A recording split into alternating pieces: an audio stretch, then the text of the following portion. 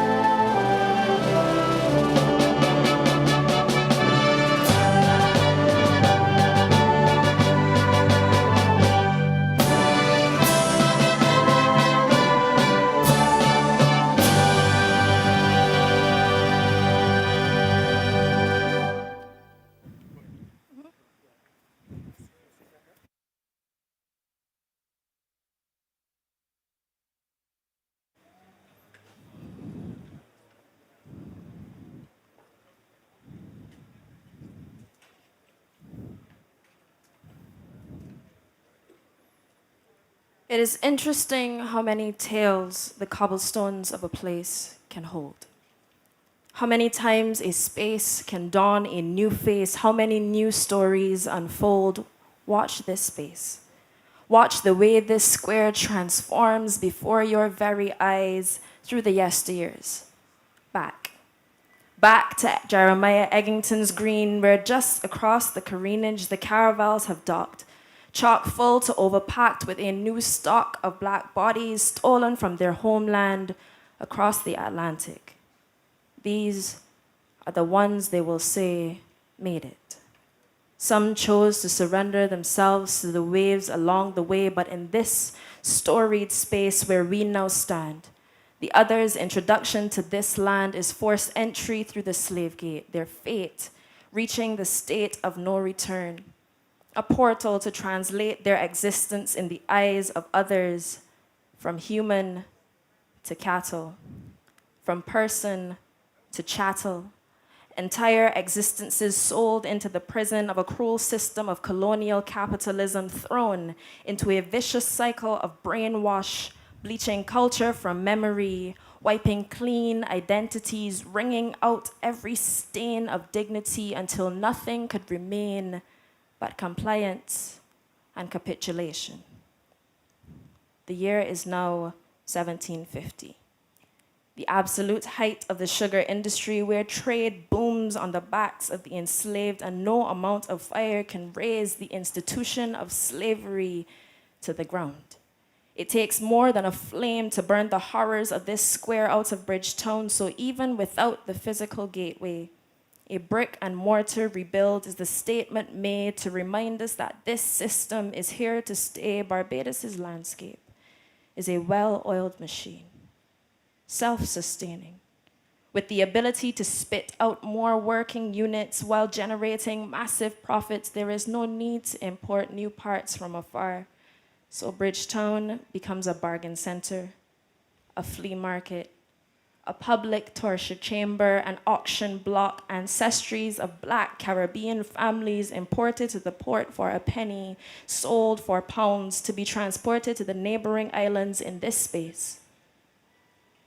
It is now 1813. The face is changing.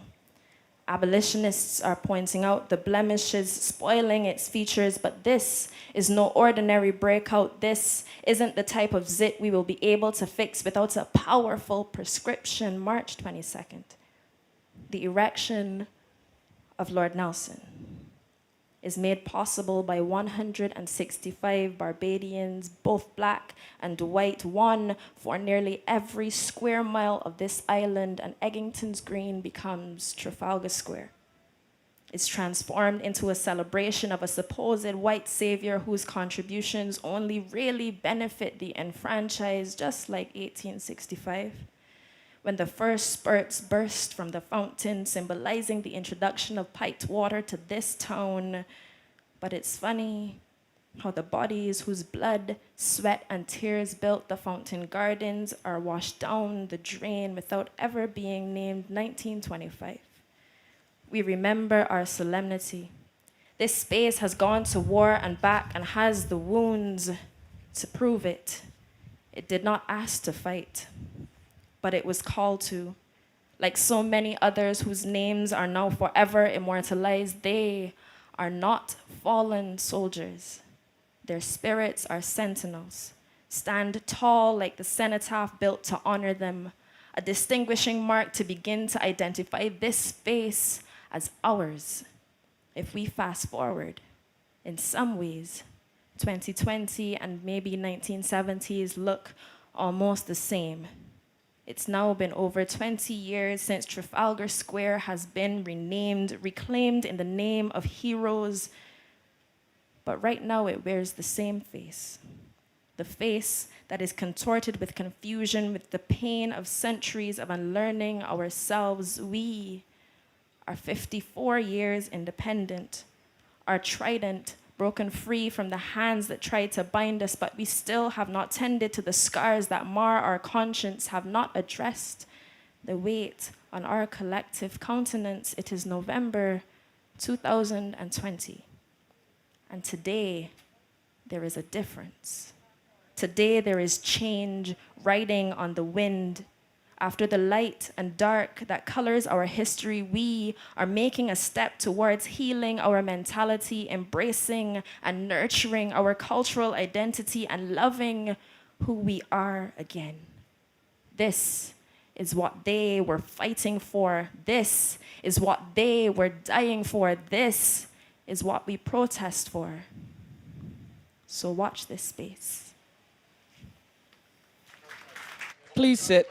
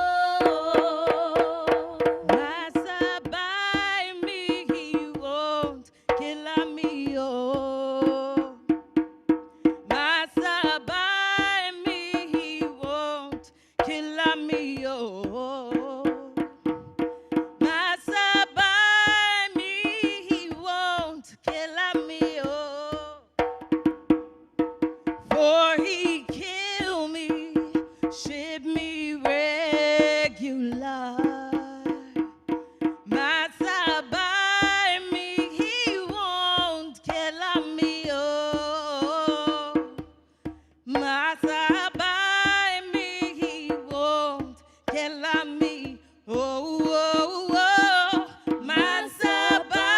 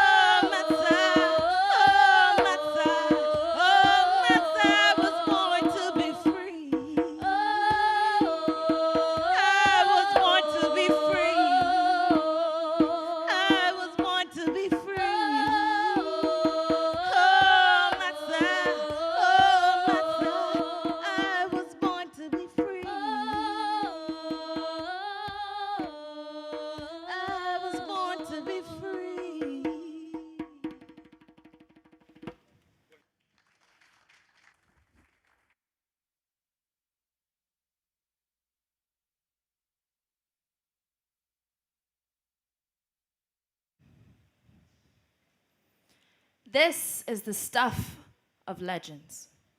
The protagonist we would cheer for in fantasy fiction if we read about him. How is it possible that a 12-year-old boy of humble beginnings would rise through the ranks to youngest vice admiral, knighted by the queen for David and Goliath level victories, the smallest ship in the fleet, triumphing over the world's biggest naval armies, is more than enough to make a reputation, enough to maintain the repute of a man even when he loses an arm and an eye. His character, a cocktail of traits only literary heroes could ever imitate: recklessly brave, duty-bound, and known to innovate, doing whatever it takes to win and succeeding till he dies a hero's death at sea, mortally wounded in a battle that would change the course of history. His story has many sides. It depends on our angle of observance and the level of importance assigned to each viewpoint on the spectrum. This is the story of Lord Horatio Nelson, a demon to the West Indies, but a darling to England, both the hero and the hated, depending on the side of the story you're affiliated with. That was the story as it was told in Britain. But here in Barbados, we know it different. Know that reckless bravery is a privilege of the wealthy who can choose to be anything they want without wondering if their next breath will be their last. Know that duty bound to the monarchy was just a way to sugarcoat loyalty to upholding a system that brutalized black bodies. History is always written by the victor's hand to glorify their own victory, so incriminating elements are often conveniently omitted from the stories, or they are doctored. Nelson did not love Barbados, did not fight for our common man, did not deign to waste his allegiance on a land he thought detestable. His devotion was to the powers who authorized chattel slavery, to the point where he fought vehemently against the scourge of abolitionists threatening emancipation in the colonies. And when he died at Trafalgar, it is unlikely that his last consolation was that he saved this nation. To stay or not to stay. Since the 1960s, that has been the debate. Emancipation and independence came, but the statue of Lord Nelson remained through homage, offerings, souring from wreaths to manure and paint splatters, defacing him in ultramarine and gold, meant to remove him from our front door. To stay or not to stay. Just this morning, my friend posted a Facebook update saying this debate is one that separates us into three veins. The first group embraces the change as one which liberates black bodies from a mental struggle that has rooted itself beneath the surface of our psyche. They say, this is National Heroes Square. So how can a man who openly labeled Wilberforce and other abolitionists as hypocrites stand in a place renamed to commemorate the very people he worked to keep enslaved? How can he occupy a space right at the center of our seat of power without inciting public rage? We should be ashamed that we let this continue for so long. But how do you convince someone they want something when they don't even know it is needed? The second group resists a different way, uses the monument to the man as a reminder to remember our history. They ask, why we should movie? Weaponize the status quo as all the proof that is necessary to show us that the past has not soured their disposition. Theirs is a different kind of resistance, a survival tactic resistance to departing from the familiar, since in our experience, this has shown that the unknown often does not work out in our favor. Perhaps they share a sentiment with the third group, the group who wants to add their opinion but remains confused. Should it stay or should he be moved?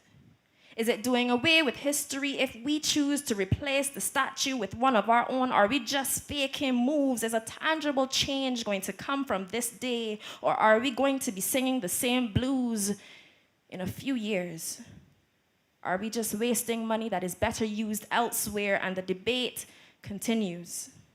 This Tower of Babel of convicting views to stay or not to stay. How do we market rehabilitated consciousness to the masses? How do we convince our brethren of the strength of the symbolism when we have spent so long on living on the surface of the interpretation of our identities? How do we show that we are being distracted by the bare necessities while self-hate still lingers in our communities? How do we inspire unity under the watchful eye of disguised foreign sovereignty? Today, we assert that Black lives matter, that Black voices matter, that the voices of the Committee for National Reconciliation and the Caribbean Movement for Peace and Integration and the African Heritage Foundation and the Pan-African and the activists and the historians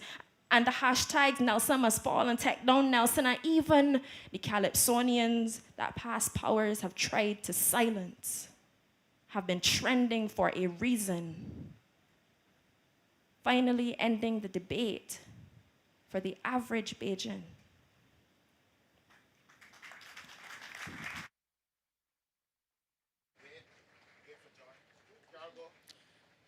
Ladies and gentlemen, the decommissioning of the statue of Admiral Lord Horatio Nelson now commences.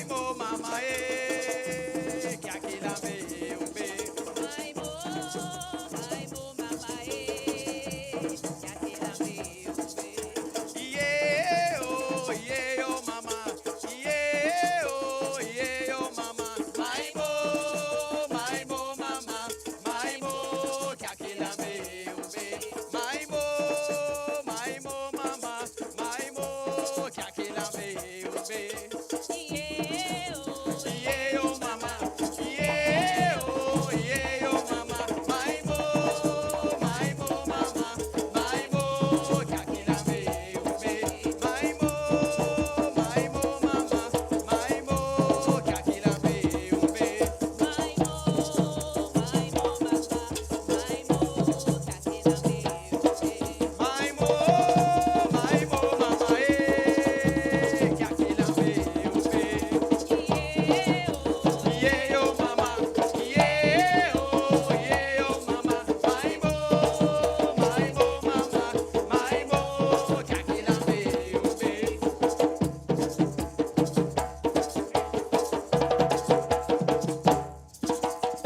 Yambala!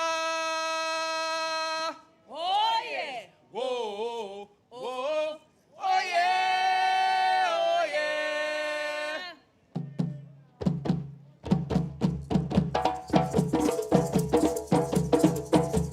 Yambala! Oh yeah! Whoa, whoa, oh yeah! Oh yeah!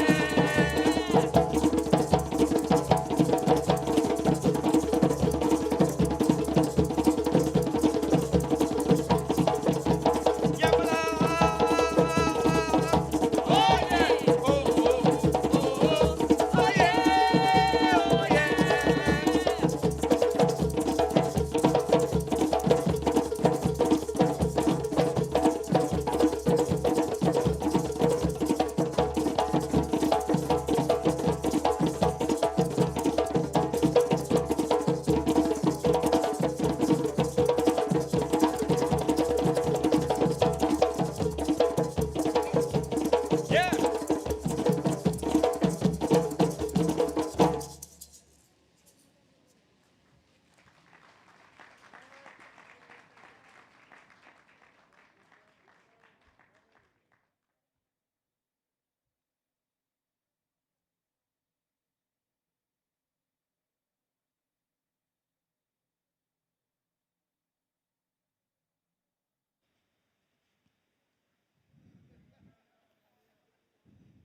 I said, Nelson finally calmed down. The response I heard was, who cares? And I wondered why so many of my people found themselves unimpressed with this auspicious moment. How, amidst the freedom fighters and protesters, there are those for whom this is just another event. I wonder, why is this so historical an occasion for me? Who gave me permission to care? Maybe it was the enslaved, reminding us always that the fight for freedom is first waged in thought, is first fought when we stop accepting less than the bare minimum or letting our circumstances happen to us and start asking all the hard questions, reminding us to remember every act of rebellion, from jumping into the ocean to putting to sleep their children, from running from the plantation in the face of death, the unknown and public humiliation, to finding ways to practice our faith even under the master's restrictions, from choosing to push and go through the darkness without knowing whether there would ever be light, to deciding to make their own light when they realized it would never be given willingly. Maybe it was the abolitionists, the leaders of uprisings upsetting the apple cart in Upstart, demanding everything which was rightfully ours, not according to their slave codes or laws, but to our very existence. Maybe it was those who took the words off the papers and turned them into decisive action, to retaliation, to centuries of maltreatments becoming the beginnings of rehabilitation. It is no longer, can we have our freedom? It is we are setting fire to this system that dehumanizes people based on the skin pigment. Perhaps our permission came from their sacrifice, or maybe it was our government. Maybe it was the moment we could finally see ourselves represented in parliament when their faces looked the same as ours did. And finally, there was a promise that the road to healing had begun. Maybe it was the activists, fighting to educate themselves and advocating for others to do the same, asking all the hard questions we have become too disillusioned to face, surrendering themselves to the thankless task of being labeled scapegoat and dissenter if it means they could just get a handful to recenter, to return to ourselves, to love ourselves, to demand that we be loved. Who gave me permission to care when I was one of the many who thought of Lord Nelson as just some statue till last year? Whose martyrdom permits me to stand here and celebrate, to open my mouth and say, why is a hero to colonial age Britain still in Barbados National Heroes Square unless Barbados is still a beloved little England pompous setting around with the facade of freedom? Who gives me the space to join with the activists and get irate when straight facts are conflated into slippery slope arguments like, if we take down Nelson, where we can draw the line for the removal of markers of historical time, we can remove all the buildings that the planter class used to? Whose effort allow me to want to convince the disillusioned masses there is proof of our power in the reclamation of those same edifices? Who tell me that I can make the observation that attitudes that don't play any day like today prevail to prevent forward momentum and advancement in deconstructing this broken system? I know we might feel disheartened. This man is standing there so long, what's the sense in moving it? But somebody gave us permission to care on this day.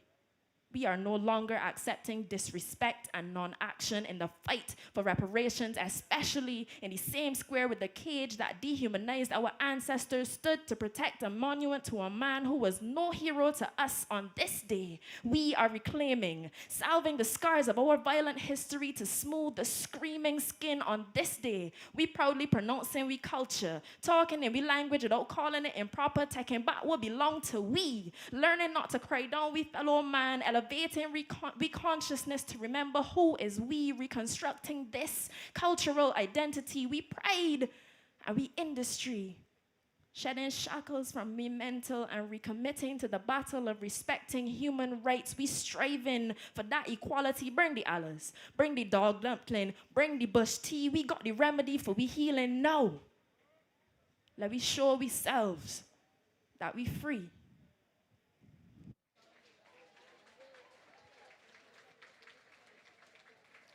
Ladies and gentlemen, the Honorable Mia Amor Motley, Prime Minister.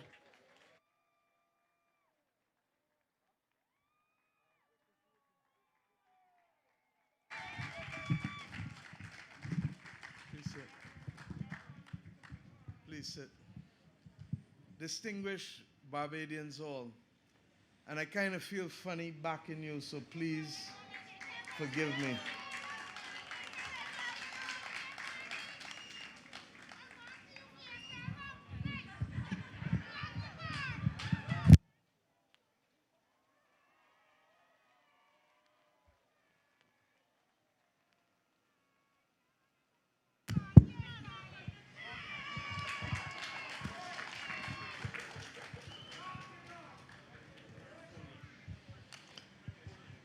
If these streets could talk, if these streets could talk, they'd be telling us a lot of stories this evening. They'd be telling us the stories of those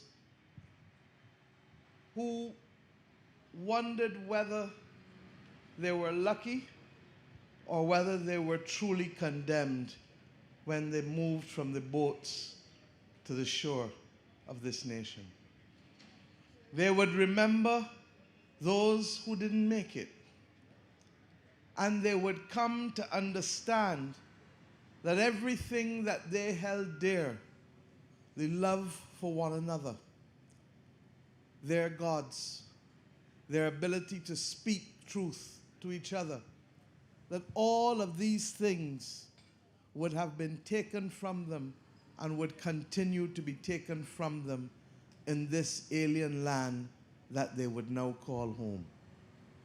If these streets could talk, they would tell us very clearly that this statue that we move here today really reflected an assertion of power, of dominance on those who could say that England was saved, but for whom and by whom. If these streets could talk, they would tell us that almost a century, more than a century after this statue was placed there, that across the river there were those who gathered to begin the exercise of claiming back modern Barbados in the 20th century.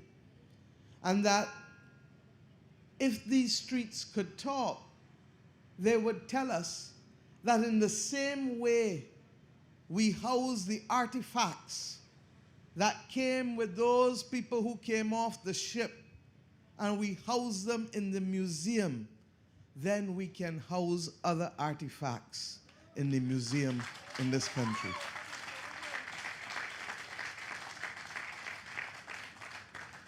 And I start here because I really want to talk to you out there. And I mean no disrespect to those who are under this tent. But it is important that we understand that this is a struggle that doesn't end today with the moving of this statue.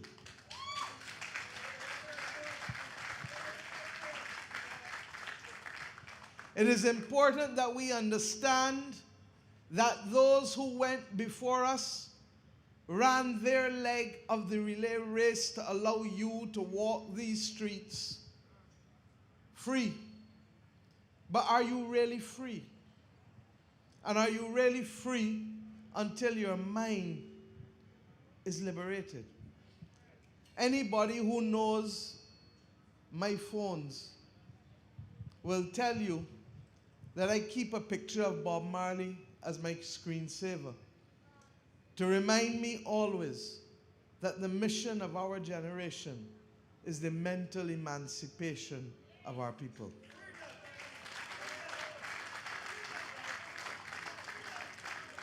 And that while Bob popularized it, Marcus Mosiah Garvey, who had acolytes in this country as well before the riots, would have told us that this was part and parcel of our obligation. And yet, almost 100 years after Marcus Mosiah Garvey declared those words, we continue to fight for mental emancipation. This evening is pregnant with emotion. And it's pregnant with emotion because life is never as easy as black and white. And certainly our history is not as easy as black and white.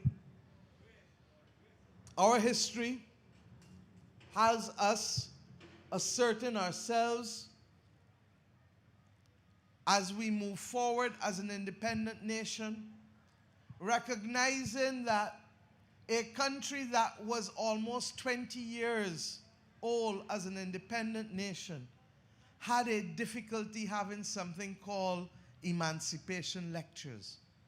And the notion that an independent country could have conversations as to whether they could have a series of lectures in tribute to those who fought for emancipation and who became emancipated is something that we who now stand today may have difficulty understanding, because for us there has never been any doubt that we are as good as any other human being that walks this earth.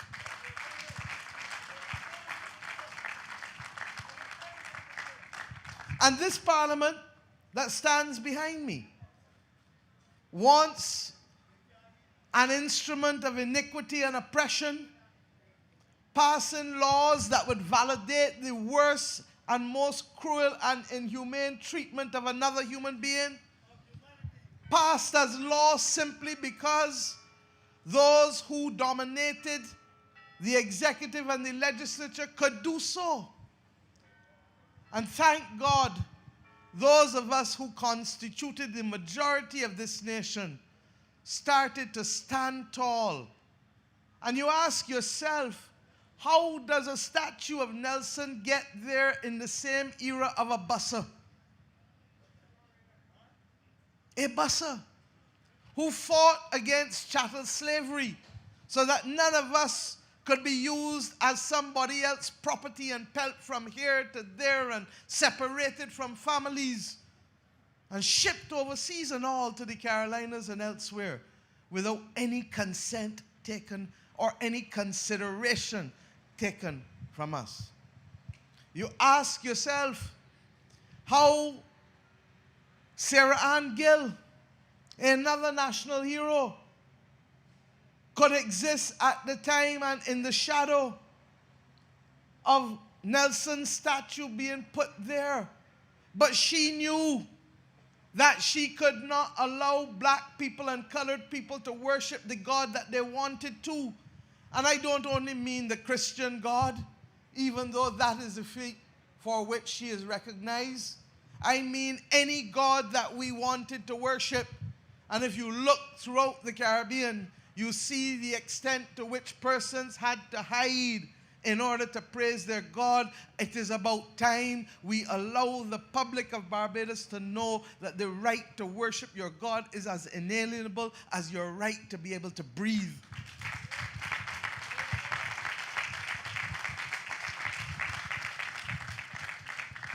And in the same way that we will find symbols to appropriately reflect Sarah Ann Gill, and I come shortly to Samuel Jackman Prescott, we must find symbols equally to recognize that those who wanted to worship a God and to have a liturgy that was reflective of the color of our skin as opposed to the nation and ideology of a superior metropolitan power as they would believe they were,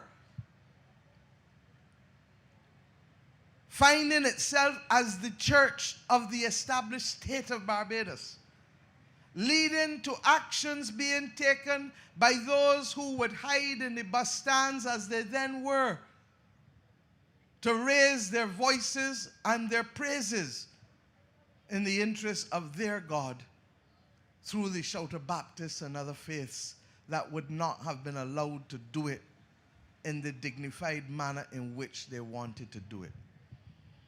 We need to rename the bus stand after Granville Williams.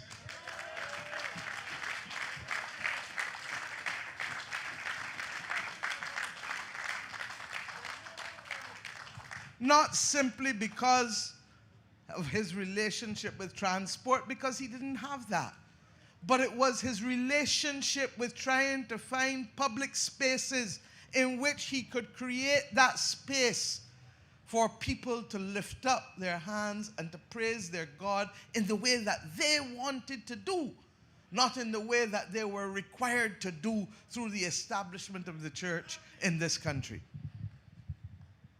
But equally, this statue stood here as Samuel Jackman Prescott became the first black man ever to walk the steps of the House of Assembly. And we wonder how the injustices that perpetrated and dotted this land for centuries have taken so long to be reversed. It is because, as Sir Hilary Beckles, who is with us this evening, would say, Barbados was truly the first experiment of postmodern racism in the Western Hemisphere. And they did everything to get into our heads and to our brains. When you hear people in the past tell you, come out the sun, you're getting too dark, it was intended to be a signal to you that dark was not good when we know black is beautiful.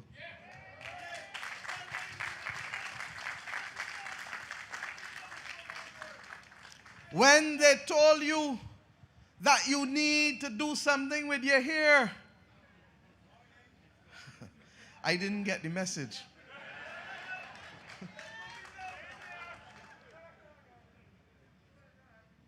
When they told us that fairer is better. And the reason why I am talking to you out here now, Barbadians, is because I wonder how we have come this far for anybody to be buying bleach in this country or any part of the Caribbean.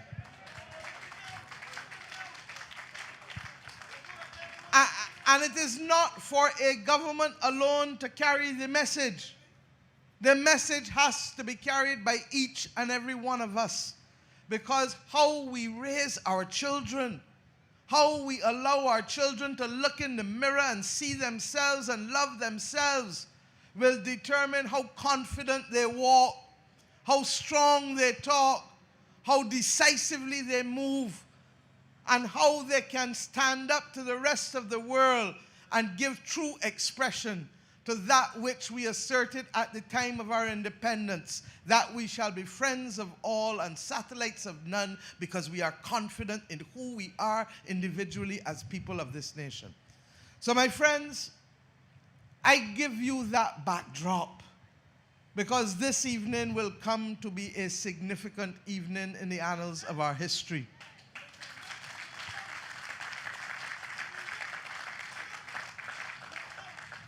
I cannot, nor can the members of my cabinet, as children of independence, stand here and allow the continued ignoring of work that was started more than 20 years ago by two committees in this land.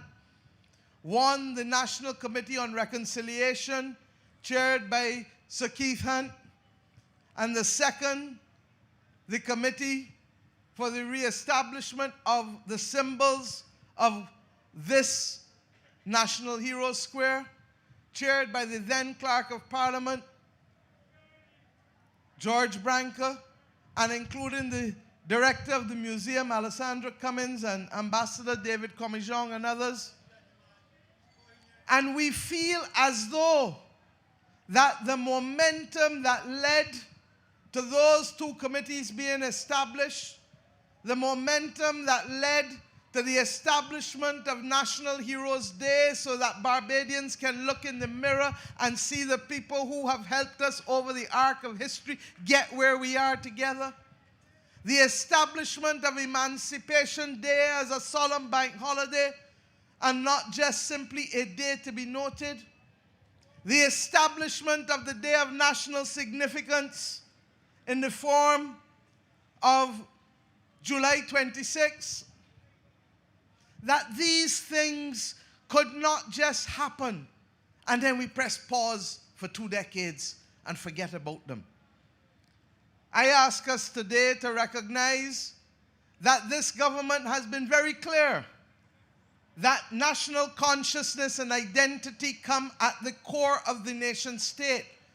And that if we do not know who we are, if we are not clear what we will fight for, then we are doomed to be exploited and to be colonized again, not necessarily in the same way that led the ships coming in, but in the way that will allow the mental spaces to be dominated by stories and songs and messages that are not our own and that are not intended to be able to lift up our people to where we need to go in this world today. We're going to lift you up, Star. Because what is required of us now is the continued action to let the rest of the country know that if you assert independence in all of its great manifestations, then you must be prepared to be responsible for your destiny and the destiny of those for whom you have responsibility. It means that we need to have different conversations with our children. It means that we need to explain to our children what truly are the things that are likely to undermine them. Whether it is the mental infiltration in their heads, the notion that bleaching could help somebody, the notion that guns can make you powerful other than to put you in Glengarry Dodds, age myself. into Dodds or into Westbury Cemetery or Coral Ridge, to have the difficult conversations that ask young ladies and young men not to denigrate themselves. You can have fun, you can do all of the things that you want to do without making people objects of sexual exploitation. A country does not reach 54 years old without having difficult conversations. And I ask us to recognize that these conversations must be had in our homes, in our communities, in our churches, and in our nation. Because life is simply not about the earning of money, but it is about the well-being and the welfare of both the spirit and the body at the same time. And a country that does not take care of its spirit is doomed, because at the end of the day, it is the spirit that gives us the resilience to fight each and every battle. But we have accepted that sometimes it takes a little longer than we would have hoped. And that is why we resume this pathway to discovery, this pathway to assert us as Barbadians. Golden Square, we have seen the National Insurance Building removed, and we have approved only last week the framework for the work to continue to ensure that Golden Square will be a properly landscaped park in the center of town, reminding us that those who gathered on that site 83 years ago acted deliberately in our interests by putting their lives and their property at risk when they so gathered.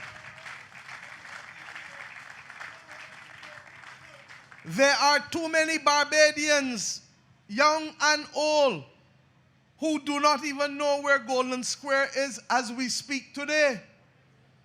And it is a condemnation on our nation building project that we could be 54 years into independence without people appreciating what started it all in Golden Square. Similarly, we are going to ensure, as we did with Independence Square, that National Heroes Square must reflect our heroes. And that while we accept that the statue of the Vice Admiral Lord Horatio Nelson is an important historic relic, it is not a relic to be placed in the National Heroes Square of a nation that has had to fight for too long to shape its destiny and to forge a positive future for its citizens. The irony is that as I have spoken this evening, workers of Barbados have taken the utmost care in placing a piece of sponge and crates around a bronze statue. If only some sponge and care had been taken for those who were taken off the ships at this same careenage.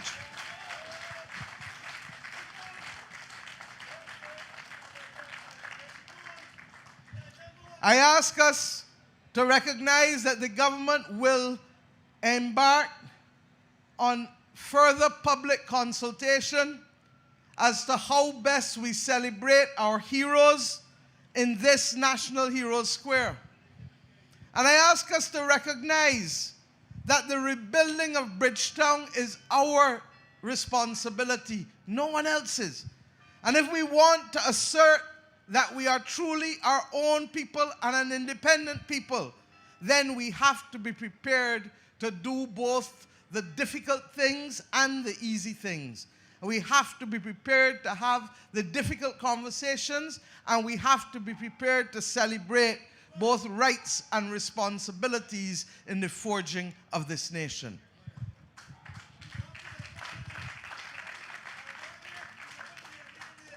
As we do all of this, the Caribbean nations, under the context of the Caribbean community, have started the difficult conversation internationally too on the issue of reparations. The irony is that around the same time that I took the public lashes for moving Nelson 20 years ago, for those whose memories are not so short, at the same time that I took those lashes then as Minister of Culture, we paused as a government on one project, and the global community paused on us on another project. We paused on the project of the Republic. And we paused because we said we wanted to consult. And governments have come and gone since that time. And all governments have asserted that Barbados ought to be a republic and ought to have a Barbadian as the head of state.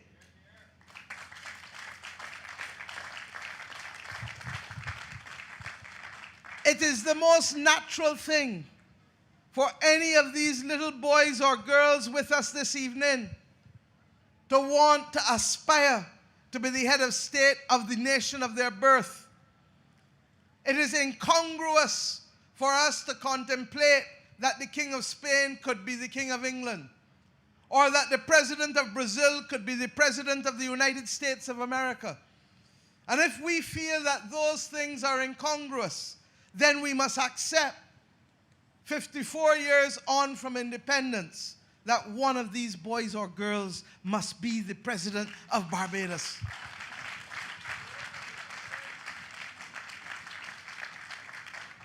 We ask simply that persons do not take that assertion of belief in ourselves and in the worthiness of our state to have a Barbadian as its head of state as an action that is inimical to the interests of others, because it is not intended to be. It is simply a recognition that, as a sister of mine said elsewhere in the region, time come. The time has come for us to take care of our house without disrespecting anyone else's house.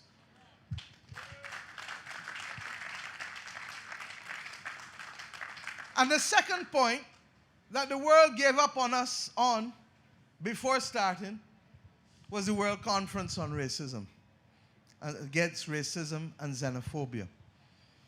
And I stand here today conscious that this is an issue whose time has now come.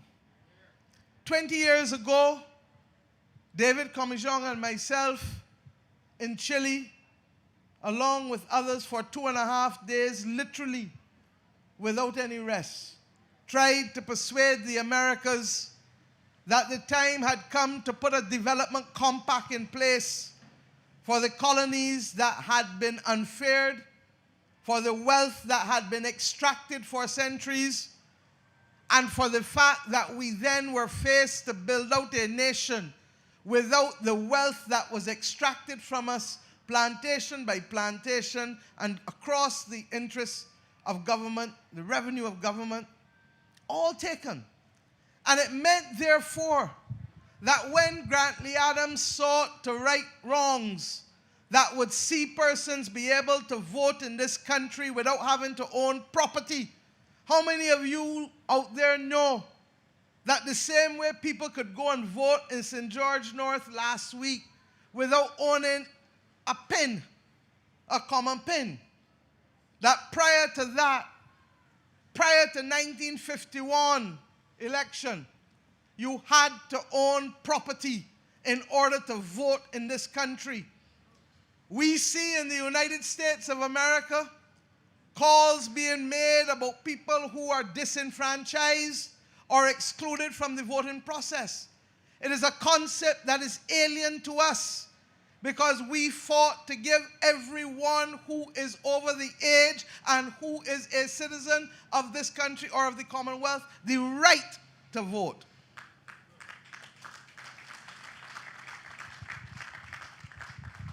But just as Sir Grantley fought for that, just as Errol Barrow fought for independence, we too have recognized that the development trajectory of Barbados since 1966 ought to have and could have achieved more, just as the development trajectory of any of the Caribbean nations who were previous colonies ought to have achieved more.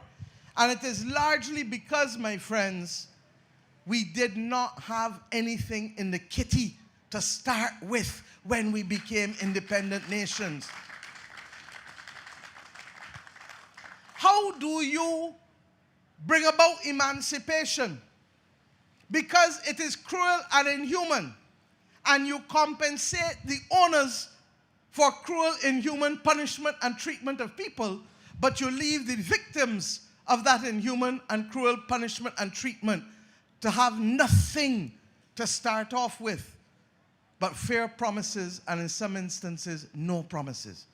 How do you recognize that the displacement of an institution merits compensation in 1838, but you don't recognize that the displacement of constitutional governance equally recognize the need for compensation and something to start with as a nation in the world? And instead, what we got was versions of history and promises, and indeed not even apologies. Earl Lovelace won the Commonwealth Book Prize for a book that should be compulsory for every Caribbean citizen to read, and it is called Salt. And the book speaks about the need for forgiveness and reparations if we are to move forward as one people without the scars of history tugging us back into periods of time that we no longer want to visit. I ask us, therefore, to recognize that under the chairmanship of the committee, the CARICOM's Reparations Committee, the chairmanship of Sir Hilary, who became involved once I stepped back and became Attorney General, and over the last 2 decades, he has done yeoman service in popularizing and sensitizing the global and the academic community in particular of the need for right things to be done for the wrongs that were perpetrated against our peoples.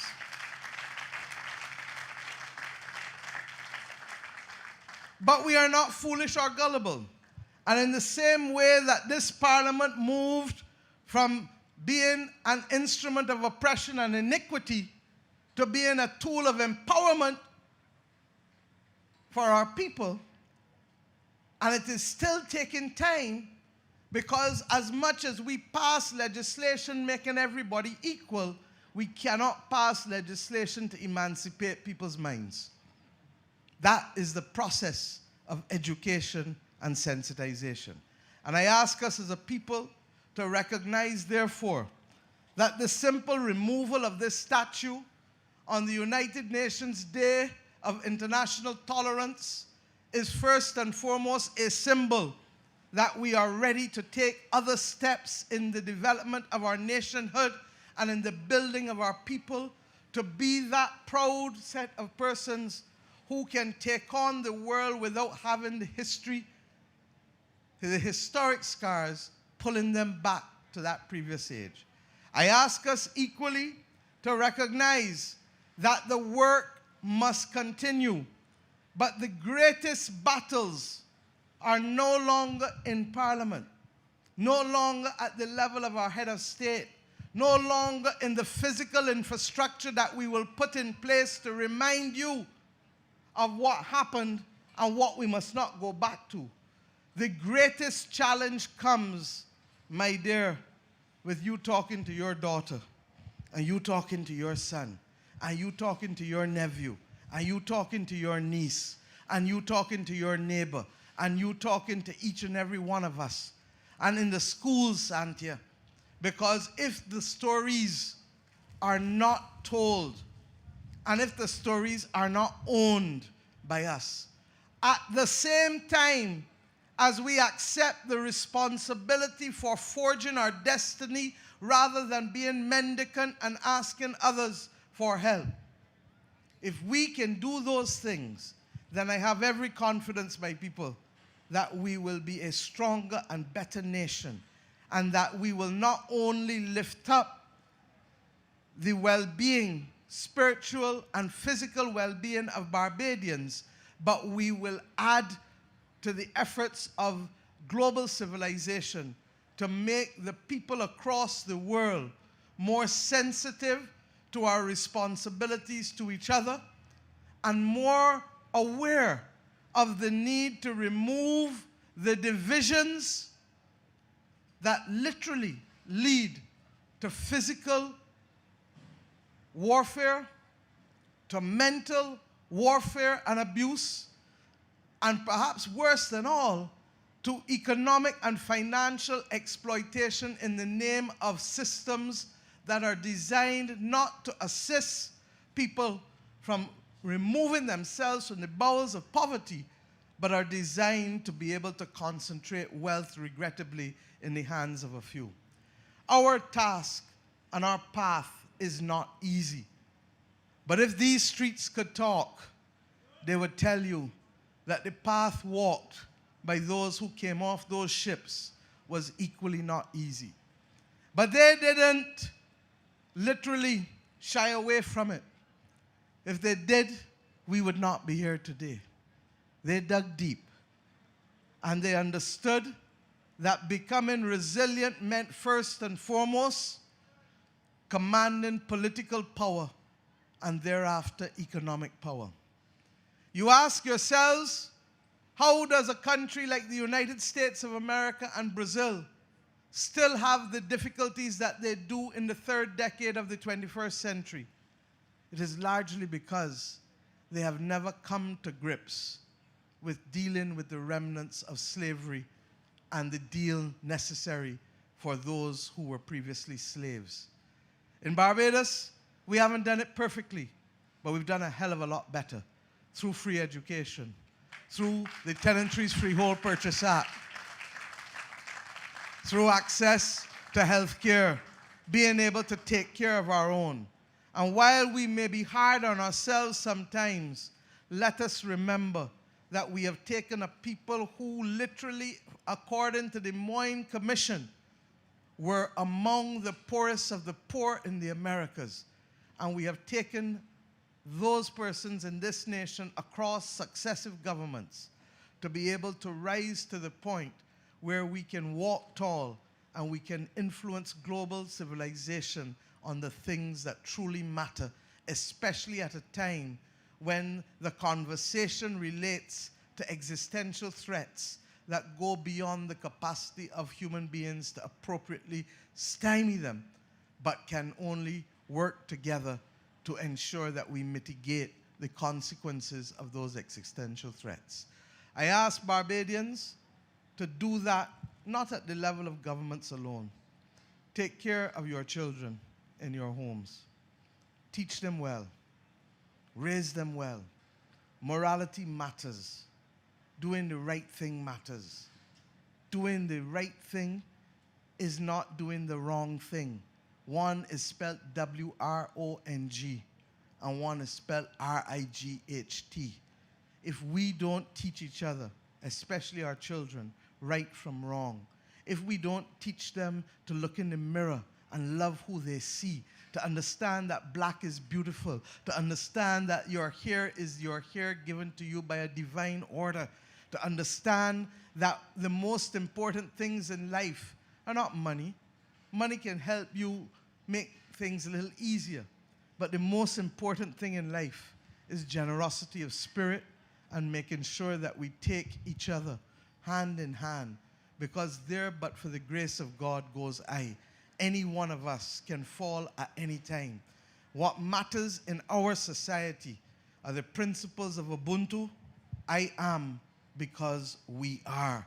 And the day that we reject we,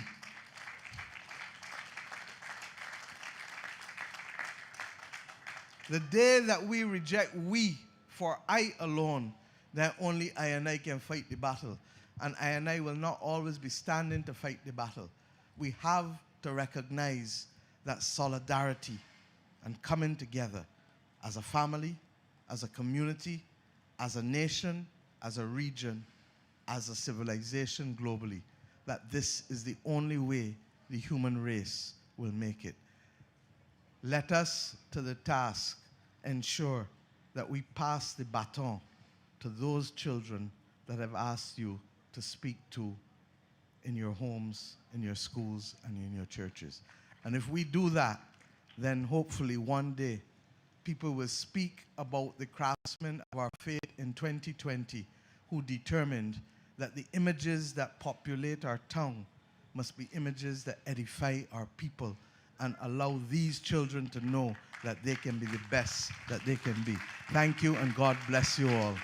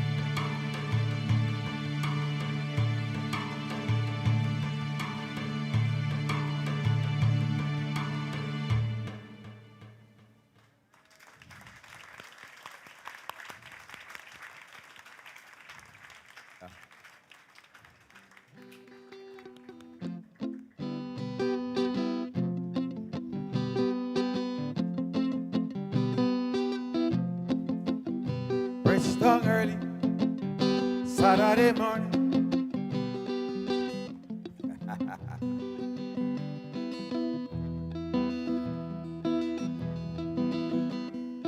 Take down Nelson, take down Nelson, take down Nelson.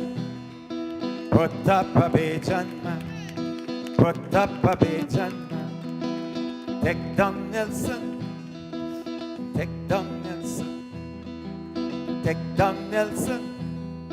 Put up a Bajan man, put up a Bajan man. I say take down Nelson, take down Nelson, take down Nelson. Put up a Bajan man, put up a Bajan man. Nelson belonged to Trafalgar Square in London town, not down here. Nelson belonged to Trafalgar Square in London town, not the island. Take down Nelson, take down Nelson, take down Nelson, and put up a Bajan man, put up a Bajan man. Because Nelson belonged to Trafalgar Square in London town, not down here. I say Nelson belonged to Trafalgar Square in London town, not the island. Take down Nelson, take down Nelson, take down Nelson. Put up a Bajan man, put up a Bajan man. Cause he remind me of the British crown, remind me how we used to bow down, remind me when things were so mean, we had to sing God Save the Queen. I say take him down. What you say? Take him down. I said take him down. Look, take him down. Who said to take him down? I say take him down. Take him down. Break him down. Lick him down. Push him down. Take him down. Take him down. Take him down. Take down Nelson. Take down Nelson. Take down Nelson. And put up a Bajan man. Put up a Bajan man. Oh, woman. Put up a Bajan man. Put up a Bajan man. Take him down.